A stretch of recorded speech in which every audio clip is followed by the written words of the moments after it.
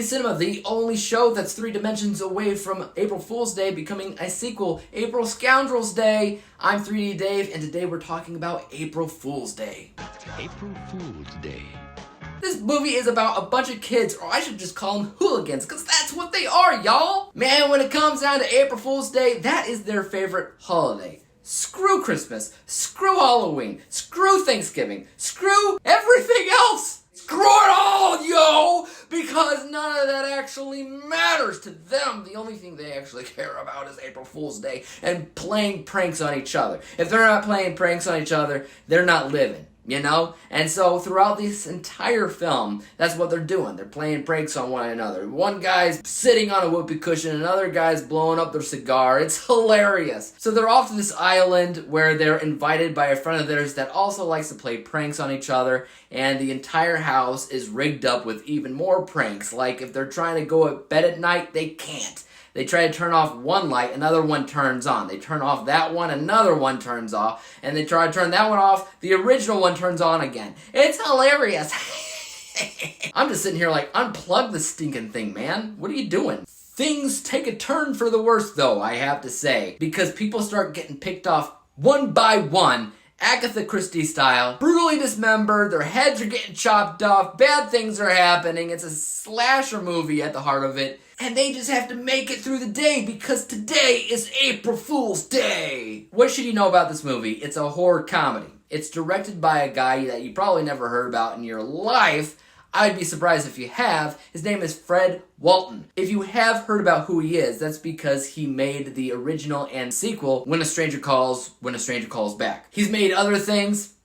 You probably never heard of any of them. Meanwhile, it was written by Danilo Bach. You probably never heard of her either. However, is that a her? Hold on a second. Danilo is not a her, it's a he. He is best known for comedies, such as Beverly Hills Cop. So when you have a horror director and a comedy writer, I think you have the perfect ensemble team to write a good horror comedy. And is that what this movie is? I think it is. I think that as far as the 80s go specifically, this was pretty solid. There's a number of people that star in this film, including Deborah Foreman, Griffin O'Neil, and Clayton Rohner. Funny thing about Griffin O'Neil is that in real life, he experienced what he experienced in the movie. So in the movie, he's this character that gets swept under a boat and gets all mangled up and basically dies. In real life, that happened. Not to him particularly, but he was driving a boat where it happened to somebody else. You know who that somebody else was?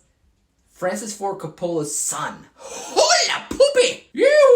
Anyways, when it comes down to this movie, I thought it was pretty good. You know, when it comes down to the 80s, what do you expect? You expect slashers. You expect random teen comedies that came out in the time. And this kind of served as a good mixture of all of them. If I'm being honest, there's a good mixture of Friday the 13th in there, a good mixture of And Then There Were None from Agatha Christie, as well as, in general, teen comedies that came out in the 80s. This is 110% what the 80s feels like. It's almost like it's a parody of the 80s in the 80s, and it's great. There's a lot of practical effects in the film, as well as in terms of what gore looks like, though it wasn't enough to make them say, no, we're not going to put this on late night TV. In fact, it was relatively tame as an R-rated film during the 80s. And it was one of the few R-rated films in the 80s that they were allowed to put on late night TV because there just wasn't a lot of R-rated stuff in the movie. They didn't deem it very violent, so they put it on TV, and then it received a cult following, which is awesome. There's this movie that I saw recently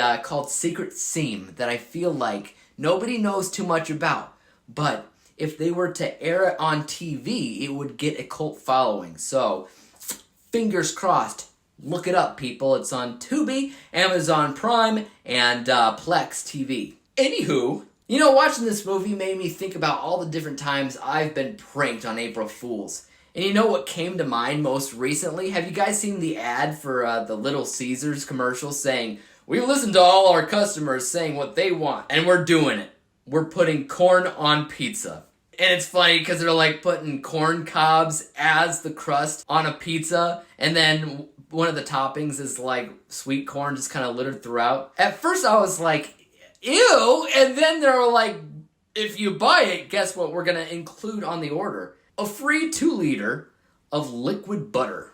Hold on now. Hold on. We all know that butter's super expensive and ain't nobody gonna give you 2 liters of liquid butter for free. At that point, I knew it was a joke.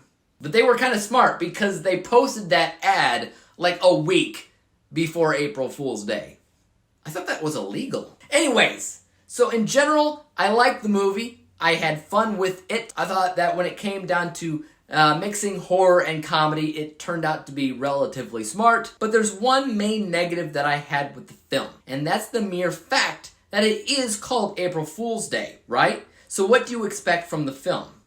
You expect the entire thing to be a joke. I'm not saying it is, but that is the first thing that comes to mind when you watch the film. Because what happens? Right from the get-go, all these kids are playing pranks on each other. It's like what they love to do, right? The person who's inviting them to this house also loves prank jokes and has booby-trapped the entire house with prank gags. Is it that much of a stretch to believe somebody in the group would take it a step further and create elaborate gags so that the entire movie is a Friday the 13th slasher April Fool's Day prank? Is it that much of a stretch to imagine that's what's going on here? So at the end of the day, your experience with this film can be one of 2 things. One, it could be unpredictable and it really is a slasher thing, but then why call it April Fool's Day? Or it's entirely unpredictable and you guess the entire thing from beginning to end. And at that point, that's unfortunate. I can tell you that for me, it was definitely one or the other. Again, I won't tell you which one it is, but I will say that no matter which one it is, it doesn't really matter. The experience just isn't as good as it could theoretically be. But then again, it might still be the best April Fool's Day movie that's in existence, because guess what? There's like a billion out there. I didn't even know if this was the right one to watch, but hey, whatever. This is the only one, though, that has a sequel that I know of. I didn't watch the sequel.